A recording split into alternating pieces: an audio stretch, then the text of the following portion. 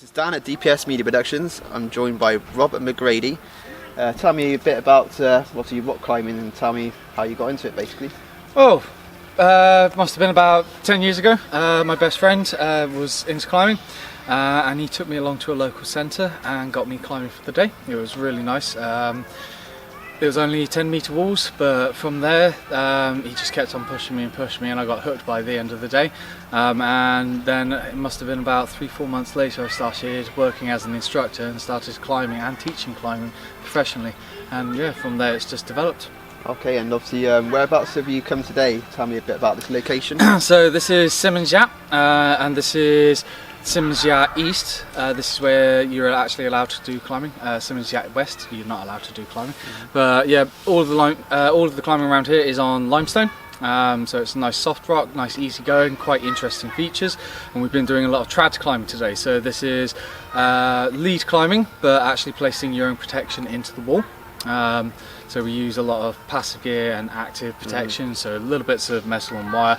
You place them in, secure them in, and then you clip yourselves in as you climb up, and then if you fall they should stop you from falling all the way down. Okay. And obviously in the 10 years you've been climbing, have you ever had any like near misses where you slipped and stuff? Or I've taken quite a few falls. Quite a few climbers have. I think the scariest fall I've ever taken was I was climbing down in Portland a couple of years ago.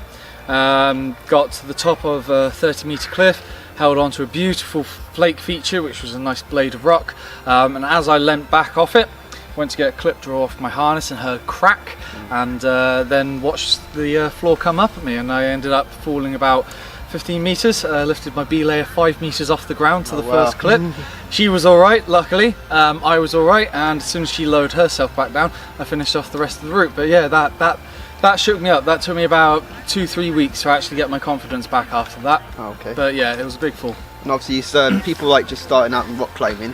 What sort of advice would you give them, like essential equipment and that they need to? In terms of equipment, take the time to get a decent pair of shoes. You don't need anything that is highly aggressive. I would say try on every single pair of shoe that you can get your hands on. Places like Banana Fingers, which are quite local in Bristol, they will allow you to try on loads of different pairs of shoes, and they're all catered for different foot types. But yeah, try on as many shoes as possible.